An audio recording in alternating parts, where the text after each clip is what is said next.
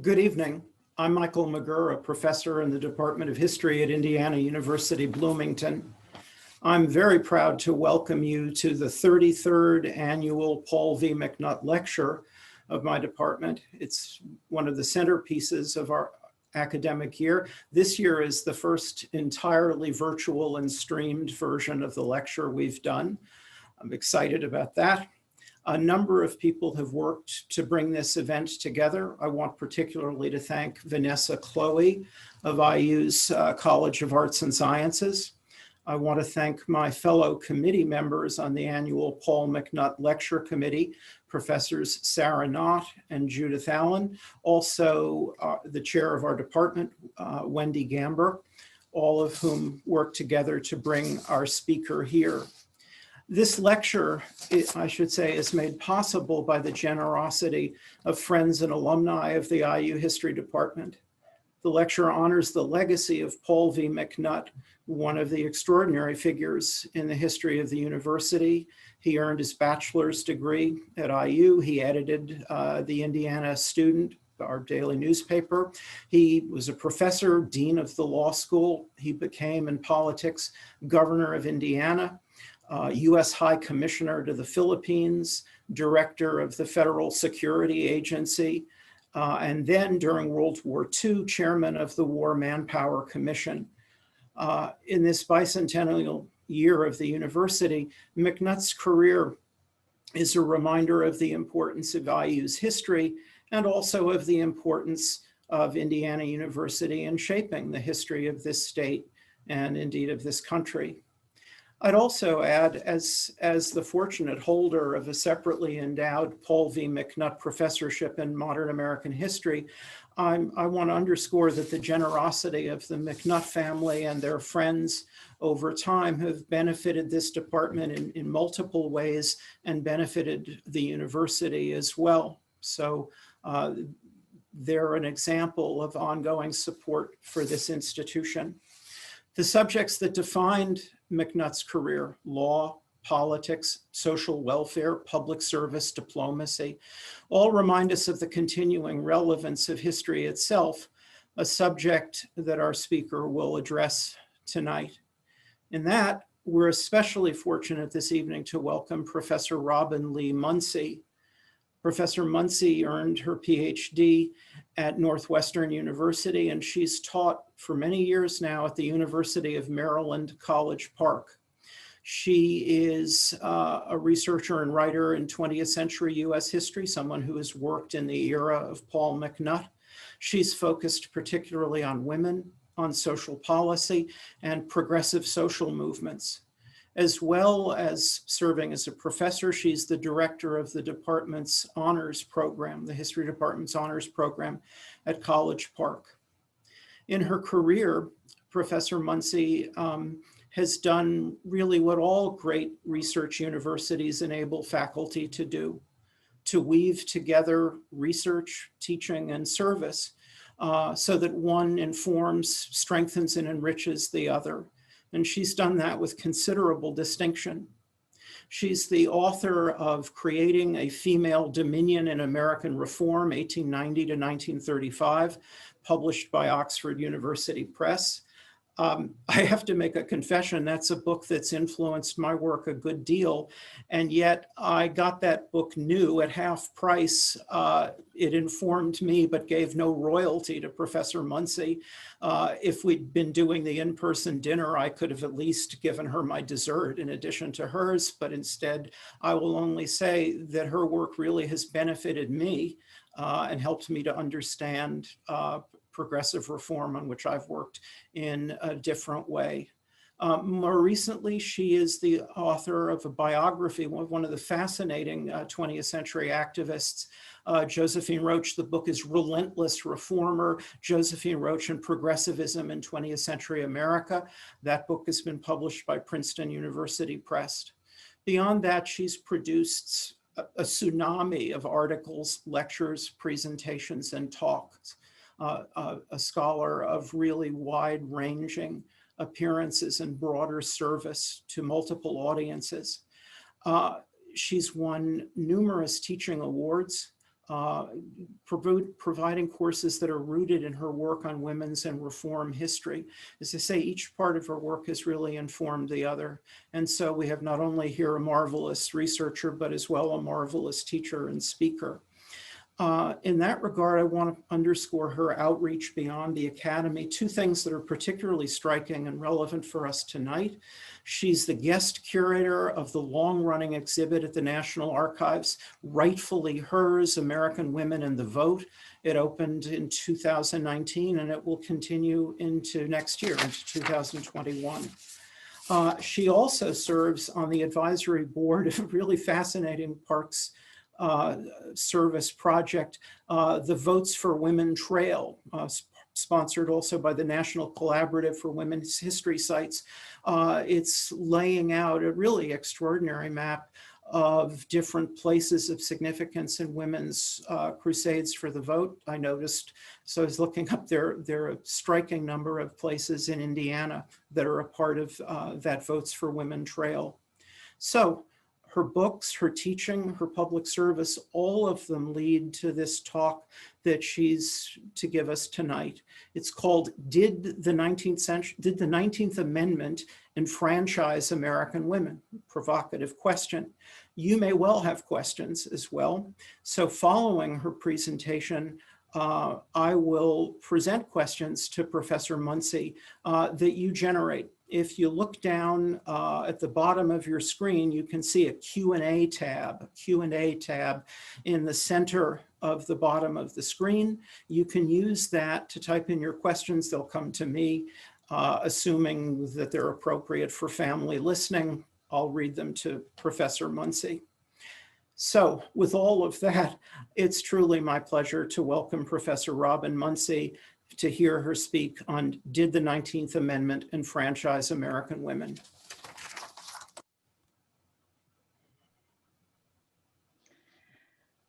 Thank you, Michael, for that very generous introduction, and many thanks to Wendy Gamber and the entire Department of History at Indiana for inviting me to deliver the McNutt Lecture. I am deeply honored by this opportunity. Many thanks too to Vanessa Chloe, Director of Alumni Relations, for organizing all of the logistics and publicity for this remote event with real grace and efficiency. Many of you will be well aware that 2020 is the 100th anniversary of the 19th Amendment to the US Constitution. In fact, some of you may be sick to death of hearing about that. I'm going to just try to share my screen with you, and whoops. That didn't happen. Great. There we go. In commemoration, as Michael said, of this centennial, my lecture this evening asks, did the 19th Amendment, as so often advertised, enfranchise American women? This is a photo of the actual 19th Amendment, which is held by the National Archives in Washington, D.C. The nickname for that amendment was the Woman Suffrage Amendment, and perhaps you can see in the little summary introduction right under Joint Resolution that Congress described the amendment as one that would extend the right of suffrage to women. What the amendment actually said, however, was neither so clear nor so comprehensive. It said that no state or the federal government could deny the vote on the basis of sex. What was left unsaid was that the states could deny women the vote on any other grounds. Still, when it was ratified in August 1920, newspaper headlines all over the country proclaimed in one way or another that American women had won the vote. Following that lead, those of us who teach US history for years referred to the ratification of the 19th Amendment as the moment when American women won the vote. And of course, many people, including historians, still do. But here's the thing. The 19th Amendment did not enfranchise American women. Despite constant claims to the contrary, it is actually inaccurate to say that the 19th Amendment enfranchised American women. It is inaccurate for two main reasons. First, millions of women had the vote before the 19th Amendment, And second, millions of women were still barred from the polls after the 19th Amendment. This is not to say that the 19th Amendment was unimportant. Indeed, it was one of the most significant milestones in the history of American democracy. By enfranchising on the order of 25 million women, it undergirded the largest single expansion of the electorate in US history. It also generated measures to ensure women's more visible participation in electoral politics as candidates and party activists, the legacy of which has been much in evidence of late. For a few years, the 19th Amendment created a surprising degree of political power for organized progressive women who won, as a result, one of the first pieces of federal social welfare legislation in US history. By 1964, women started consistently outvoting men, and a gender gap in presidential elections opened in 1980. Through the policies created by these voting patterns, among other ramifications, the 19th Amendment continues to shape our lives today. Still in all, these achievements do not mean that the 19th Amendment enfranchised American women. Millions of women had been enfranchised by state action before the 19th Amendment was ratified, and millions of women were, and many continue to be, denied the vote on bases other than sex. Getting straight on the meaning of the 19th Amendment is really important. By claiming that the 19th Amendment enfranchised American women, we give the impression that the vote was won in one fell swoop. That representation obscures the raggedy, piecemeal, and ongoing character of the struggle for women's enfranchisement. There was no one clean moment of victory, no sharp break between the era when women were unenfranchised and the era when they were enfranchised. The struggle for women's votes has been and continues to be a tough, often ugly struggle with lots of partial victories and many setbacks. When we obscure the grittiness, unevenness, and limitations of the struggle, we veil the way that significant political change has actually happened in the United States. And when we get that wrong, we defeat the purpose of doing history, which is to explain continuity and change. Moreover, we rob ourselves of understanding how to make political change now. Understanding the real meaning of the 19th Amendment is thus vitally important. So let's have a look at the first reason it is inaccurate to say that women won the vote in 1920, which is that millions of women exercised full voting rights before 1920, and even more enjoyed partial voting rights. These women won access to the polls through state action, either acts of their state legislatures or referenda on which all male voters in the state had a say. In some places, local jurisdictions also enfranchised some women on local questions like municipal bond issues, but the state level was where the greater power lay.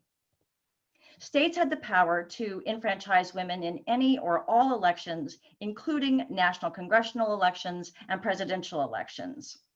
And some, as I said earlier, extended full enfranchisement to women before 1920. Indeed, the successes of women's suffrage through state action before 1920 helped to create the momentum in Congress required to pass the federal amendment. That is, the federal amendment succeeded in part because so many women were already voting. The 19th Amendment embodied in part the existing electoral power of American women. This is one aspect of how political change happened in the case of women's suffrage. Many of you will know the evidence for this point already, but let's make sure we all do. The first examples of continuous enfranchisement for women on the same terms as men were in the West. In 1869, when Wyoming was organized as a territory, it enfranchised women on the same basis as men. That is, they had the same eligibility requirements and voted in the same elections. When Wyoming became a state in 1890, it continued that tradition and became the first state since the Revolutionary era to enfranchise women and men equally. Utah was next, though the history of women's suffrage there was much more uneven. Like Wyoming, Utah enfranchised women on the same basis as men when it was a territory. That was in 1870, when Mormons held the lion's share of political power in Utah. Many in Congress were so appalled by the Mormon practice of polygamy, however, that Congress revoked women's suffrage in the territory in 1887. One example of the many reversals in the struggle for women's voting rights. Women in Utah exercised the vote on the same basis as men for 17 years and then had it taken away. In 1896, once Utah had been admitted to the US as a state, it re-enfranchised women on the same basis as men. Since Mormons had by then officially renounced polygamy, Congress did not object. Utah is but one example of the raggedy or uneven character of women's enfranchisement, something we miss entirely if we say simply that women won the vote in 1920. To continue the catalog of suffrage victories at the state level, Colorado enfranchised women on the same basis as men in 1893, and Idaho did the same in 1896. So before 1900, 4 Western states had enfranchised women on the same basis as men. Indeed, as you can see on this map, nearly all women in the West exercised voting rights on the same basis as men before the 19th Amendment was ratified. Washington State extended equal voting rights to women in 1910. California did the same in 1911. Oregon, Kansas, and Arizona followed suit in 1912. Montana and Nevada did so in 1914. In the Midwest and East, the situation was more mixed. New York, after a grueling set of campaigns, enfranchised women on the same basis as men in 1917. Michigan and South Dakota did the same in 1918. More common in the Midwest and Northeast, however, was presidential suffrage and other forms of partial suffrage. These measures had the advantage of not requiring revision of state constitutions. The state legislature alone could enact these expansions of the vote. Illinois famously enfranchised its women in presidential elections and local elections in 1913. North Dakota granted presidential suffrage in 1917, as did Rhode Island. In 1919, the great state of Indiana granted presidential suffrage, as did 7 other states. Kentucky granted women presidential suffrage in 1920, before the 19th Amendment was ratified. The string of suffrage victories in the late 19th and early 20th century meant that 15 of the 48 states had enfranchised women on the same basis as men before 1920, and another 12 had granted at least presidential suffrage. That is, over half the states, 27 of 48, had enfranchised women in at least presidential elections. The result was that 339 presidential electors in 1920 would have been elected in part by women, whether or not the 19th Amendment was ratified. That is 339 out of 531. Before the 19th Amendment was ratified, the majority of presidential electors depended in part on women voters. Men in Congress and state legislatures, of course, took note. As more and more congressmen were from states where women either elected them or would cast votes for the presidential candidates of their political parties, support for the 19th Amendment increased in Congress. It is hard, in fact, to imagine that the 19th Amendment would have passed through Congress without so many women already enfranchised. In this process, we see an important component of how profound political change can happen in the United States. On-the-ground struggle at the state level over several generations eventually paid off not only in single state enfranchisements, but also in the federal amendment. When we say that women were enfranchised in 1920, we obscure all those decades of successful grassroots struggle and the electoral activity of women in the states where millions of women voted before 1920, and by doing so, made the 19th Amendment possible. I'd like to offer you a few examples of that on-the-ground grassroots struggle. From these very few particulars, we'll learn some of the tactics used by suffragists and also who exactly was involved in the movement that led to the 19th Amendment.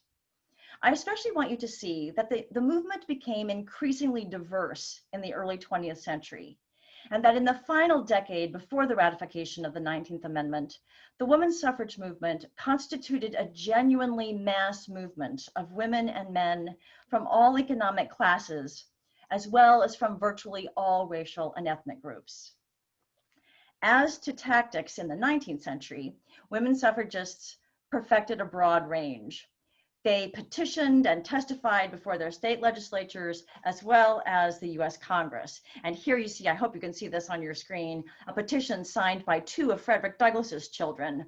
You'll see Frederick Douglass Jr. at the top and Mrs. Nathan Sprague next to that. They also organized women's rights conventions, gave speeches to mass audiences in lecture halls and churches. They published articles and even their own newspapers. They painted slogans on horse-drawn wagons, filed lawsuits, handed out broadsides, and harangued their kith and kin. In the late 1860s and early 1870s, some engaged in nonviolent direct action by presenting themselves to county clerks and election judges, claiming that as citizens of the United States, they already had the right to vote. They often rooted these claims in the 14th Amendment, and the tactic would eventually be called the New Departure. One early practitioner of the New Departure was African-American journalist Mary Ann SHAD CARY, who in 1871 joined 63 other women in trying to register to vote in Washington, D.C. They were denied registration and protested by submitting affidavits attesting to what they saw as a violation of their citizenship rights. SHAD CARY soon testified before a congressional committee on behalf of women's suffrage and remained a suffrage leader in DC until her death in 1893. Susan B. Anthony and 14 other women tried the tactic in Rochester, New York, the year after SHAD CARY's attempt. This band of activists actually succeeded in convincing election judges that they had the right to vote, were able then to submit their ballots in the 1872 general election, and were subsequently arrested for violating the voting laws of New York. Anthony was tried in court for her crime, as were the election judges who allowed her to vote. They were all found guilty, and Anthony proudly refused to pay the fine levied for her offense. A technicality in the disposition of her case prohibited her from taking the case to higher courts, as she had hoped she might. The same year that Anthony voted illegally, an interracial group of women in Portland, Oregon attempted to vote. And after I have the newspaper article there on the screen for you. We could see part of it. After this group of women explained their understanding of their citizenship rights and their determination to vote, the election judge kindly accepted their marked ballots and tucked them under the ballot box rather than into the box as the women preferred. In this very decorous case, no arrests were made. Such scenes replayed across the country in the early 1870s, brilliant examples of the grassroots activism of early suffragists. And one of those examples, this one originating with a Missouri woman named Virginia Minor, led to a Supreme Court decision in 1875, Minor v. Haberset, which concluded that US citizenship did not carry with it a right to vote. Thus did the New Departure die. But echoes of the strategy continued through the century. In 1891, in Lombard, Illinois, for instance, a group of women figured out that the town charter said that all citizens of voting age were eligible to vote in town elections. Gender was not specified. 14 women, all white and elite so far as I can tell, presented themselves to the election judges and made their case for their municipal voting rights. According to a Chicago newspaper, the judges were stupefied by the suggestion. In the paper's own words, I quote here, the 3 judges simply collapsed. The polling place was a sort of general store, and one judge was so shocked that he reportedly, and I'm quoting from the newspaper here, fell into a flour barrel. Another leaned up stiff against the wall, and a third was taken with a spasm. The town council eventually ruled the women's interpretation valid, and their votes were counted. Here was an unexpected victory of partial suffrage through grassroots action, and evidence of just how raggedy the achievement of women's suffrage has been. In the early 20th century, suffragists added new tactics, some of which reflected the increasing diversity of the movement. They marched in massive parades and delivered speeches from open-air cars. Suffragists were the first to picket at the White House, and they organized mass canvassing campaigns to convince men to support women's suffrage. I love a New York Times description of one day of such canvassing in New York City during the summer of 1915. On June 29th, a broad range of suffragists scattered throughout the city to canvass especially working class men of multiple races, religions, and ethnicities in order to win votes in an upcoming referendum on women's suffrage. The Times reported that Black suffragists would canvass Black workers, Jews would approach Jews, and in the Times' own words, large numbers of German and French women will visit their compatriots. There will be Italian workers. One woman will go among the Hungarians and one among the Austrians. There will also be a Greek woman canvasser. When the canvass was underway, the Times highlighted a group of canvassers led by immigrant, laundry worker, and union member Maggie HINCHEY, who preached women's suffrage in the subway trenches that were just being dug in the city that summer. There was never a band of suffrage pilgrims who made such a trip as these women, gushed the Times. These are still the words of the newspaper article. They visited engine rooms, they slid down into the subway trenches, they climbed up little ladders out of them, and they crossed from one side to the other on minute bridges. Everywhere, according to the Times, they were received with applause from the unskilled Irish, Italian, and Greek workers underground. This one day of suffrage activism in one city illustrates some of the diversity of the suffrage movement by the 1910s and the massive grassroots effort required ultimately to expand suffrage among women in the United States. Moreover, although not in evidence in June 1915, Chinese-descended women had also begun participating in New York's suffrage campaign. Most prominent was the teenage immigrant MABEL Lee, who on horseback led a group of women from Chinatown in a New York City suffrage parade in 1912. And by that time, such Jewish immigrant labor activists as Rose Schneiderman and Pauline Newman had long been battling for suffrage among union men in the city's garment district and across the country. They were brilliant soapbox speakers and pamphleteers.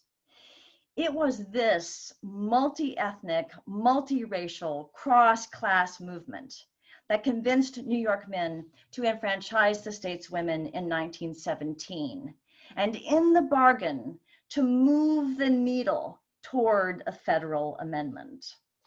Indeed, the movement had generally become a multiracial, multi-ethnic, cross-class movement by the 1910s. The first Wage Earners Suffrage League was organized by working class women in California, for instance. And its members marched in a 1908 suffrage parade in Oakland, along with members of Waitress Union Local Number 48 and several middle-class suffrage organizations. Latina Maria Guadalupe de Lopez was president of the College Equal Suffrage League of Southern California, where she delivered speeches in both English and Spanish. Suffrage activism in California's Black community centered in places like the AME Church in Stockton and Third Baptist up in San Francisco, as well as the Colored Equal Suffrage League in Oakland and an interracial organization in San Jose called the Political Equality League. California enfranchised women on the same basis as men in 1911, and in the presidential primary the next year, one of California's enthusiastic new women voters was Chinese-American Tai Lung-Schultz, much admired by the local press.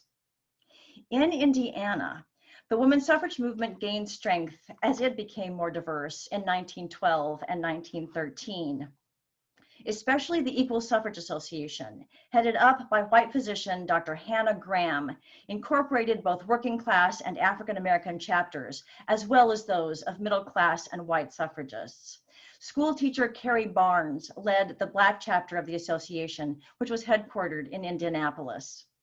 The association joined the state's other leading suffrage organization, the Women's Franchise League, in 1913 to march into the state capitol to demonstrate the broad support for women's enfranchisement that had emerged in Indiana.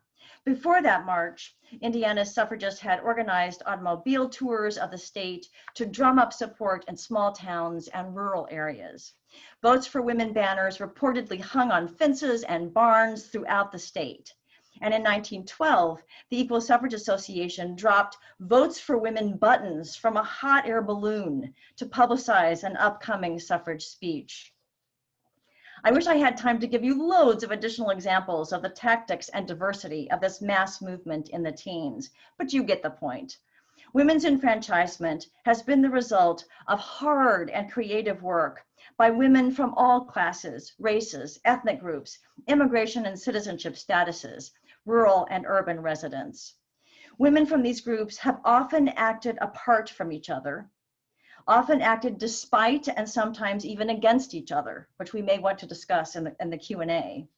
But the signature victories of the women's suffrage movement up through 1920, including the 19th Amendment itself, were won when the smaller and more scattered initiatives of the 19th century had given way to a broad and diverse mass movement. The 19th Amendment then did, of course, lead to the enfranchisement of millions of women in states where they had exercised no vote or only partial suffrage. These included states like Massachusetts, New Jersey, Pennsylvania, Florida, Mississippi, and Georgia, Virginia, and the Carolinas. I don't want to downplay the significance of the amendment. It was a magnificent victory, full stop. But it was not a complete victory. It was not complete because millions of women were still not able to cast a ballot after its ratification. And this is the second reason that it is inaccurate to say the 19th Amendment enfranchised American women. The amendment made clear, we'll go back to the amendment, that neither the states nor the federal government could disfranchise anyone on the basis of sex.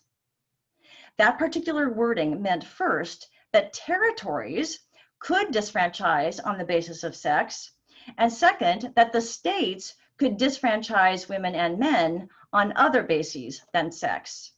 Of course, the 15th Amendment had forbidden a disfranchisement on the basis of race. And so once the 19th Amendment passed, it's only the 15th and the 19th Amendment that exercised any place restrictions on what the states could do. After 1920, millions were, and many still are, disfranchised on those other bases than sex or explicitly on race. First, the territories. Let's take Puerto Rico as our example.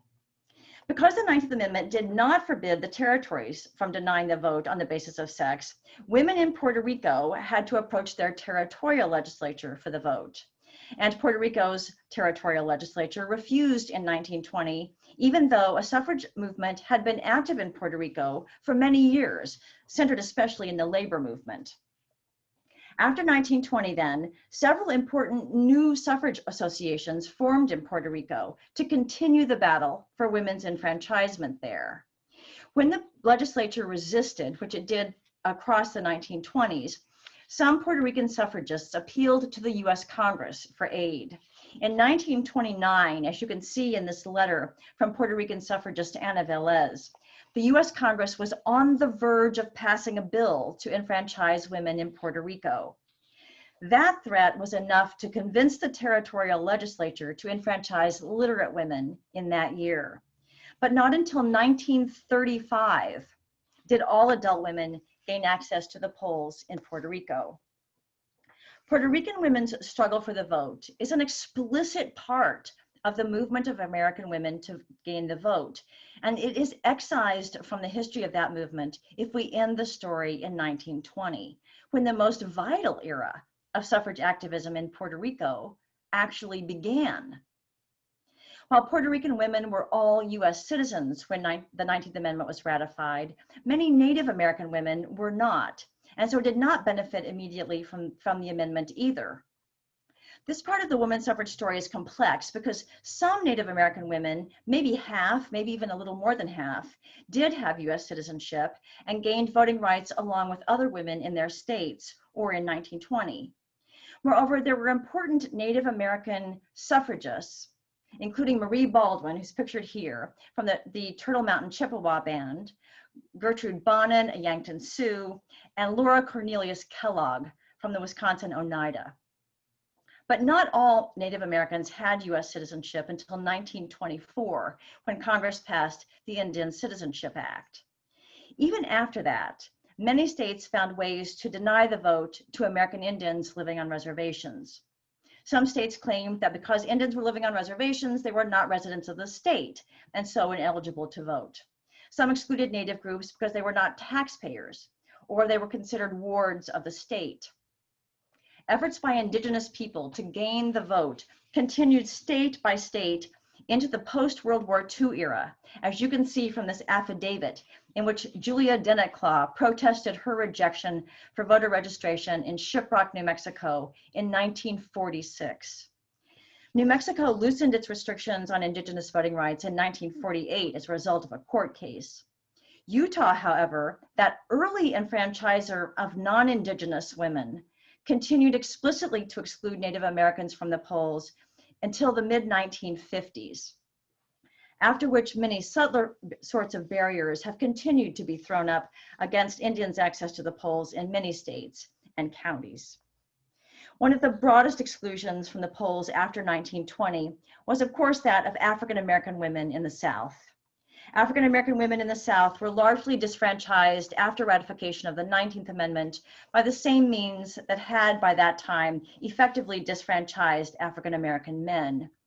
In a concerted effort to tamp down the political power of Black men after Reconstruction, some Southern states instituted poll taxes, that is a tax required to register to vote, or literacy tests administered unfairly to exclude Black voters.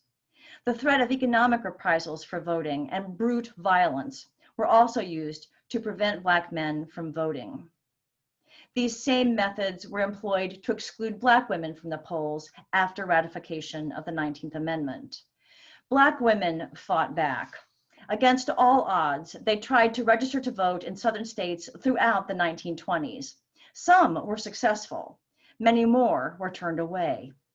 But even after many failed attempts, some determined women did not accept the refusal of their voting rights. They returned repeatedly to registrar's offices and filed complaints with the US Attorney General and US presidents, asking what the federal government was going to do to protect their constitutional rights. One such protest, this one from Lula Murray of Birmingham, Alabama, for instance, sought help from President Calvin Coolidge in 1923. Her letter is here. I hope you're seeing that on your screen.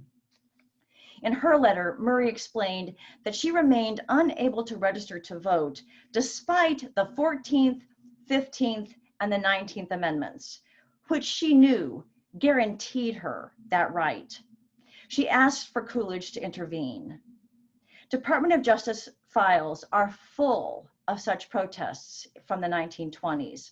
The federal government in that decade provided no aid, but the record of Black women's persistent demands is clear and bracing.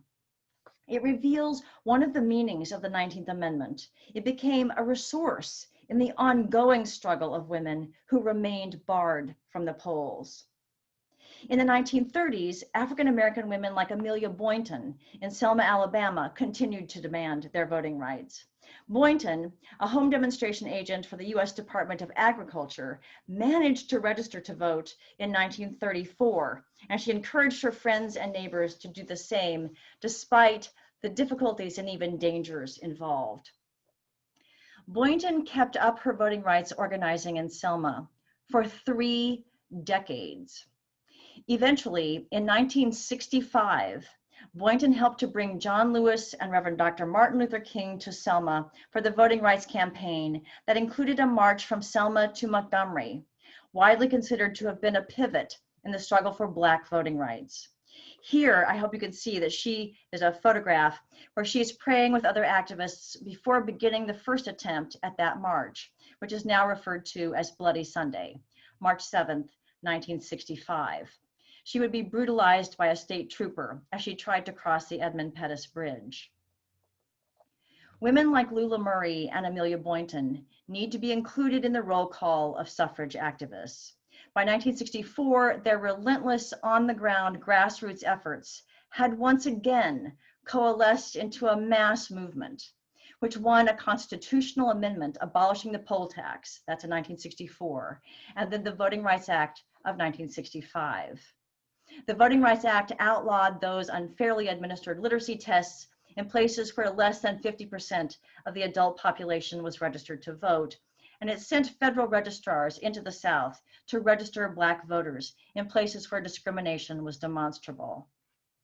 By 1967, more than 50% of voting age African Americans had registered in the 6 states fully covered by the Voting Rights Act, and American politics were dramatically changed. The struggle continued too for women who were members of language minorities. Attention to their cause increased significantly in the late 1960s. In 1975, when Congress was considering its renewal of the Voting Rights Act, some activists from the Latinx community urged that the Voting Rights Act be expanded to protect the voting rights of language minorities. VILMA Martinez, President and General Counsel of the Mexican American Legal Defense and Educational Fund, won support for expansion by testifying at a Senate hearing on extension of the Voting Rights Act in 1975. The League of Women Voters submitted a powerful written statement on behalf of that expansion as well. And Representative Barbara Jordan from Texas was a major supporter of the measure in the House of Representatives. She's pictured on your screen as well. While we could explore many additional examples of continuing voting rights activism among women after 1920, I hope the point is sufficiently made. It is inaccurate to say that American women won the vote in 1920. Millions remained barred from the ballot after that year and continued to work for voting rights. American women's struggle for the vote did not end in 1920. Instead, American women's suffrage activism continued through the 20th century and continues to the present day. Women such as Latina labor leader Dolores Huerta, Kathy Fang, longtime organizer for Common Cause, and Sylvia Albert, Director of Voting and Elections for Common Cause, Myrna Perez, Director of Voting Rights and Elections at the Brennan Center, as well as the women on the board of Unite America, for instance, remain major leaders in the fight to protect Americans' access to the vote. To conclude, the history of the 19th Amendment demonstrates how misleading it is to claim that American women won the vote in 1920. It is misleading first because millions of women won the vote before 1920, and second because millions remained disfranchised after 1920. Indeed, the achievement of voting rights for millions of women before the 19th Amendment made the 19th Amendment possible. And that is a lesson in how American democracy works. Suffrage history shows that significant political change often takes shape over many generations through on-the-ground grassroots struggles that coalesce at various moments into diverse mass movements that win signature victories, such as the 19th Amendment or the abolition of the poll tax. And it also shows that these great, big, amazing victories, while major milestones, are not the end of the road. They often become a resource in continuing struggle.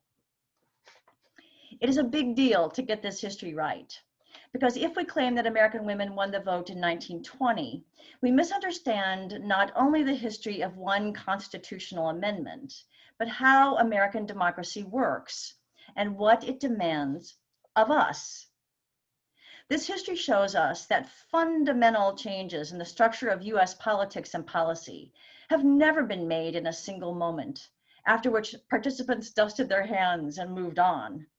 A more accurate history of the long struggle that led to the 19th Amendment and of its contentious continuing aftermath shows us that even such crucial issues as whose consent is necessary to democratic governance have never in the United States been decided once and for all. Contention over voting rights is perpetual in the United States. It may be less visible or urgent in some periods, but it is integral to American politics. That means the matter is currently in our hands. The suffrage struggle is our struggle.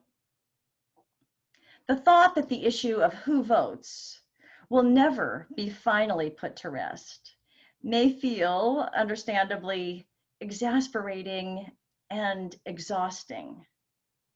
But the history of women's suffrage reveals our persisting responsibility in the matter.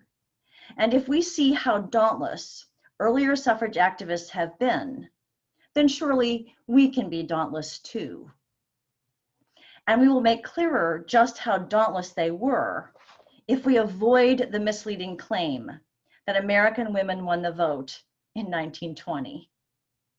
Thank you.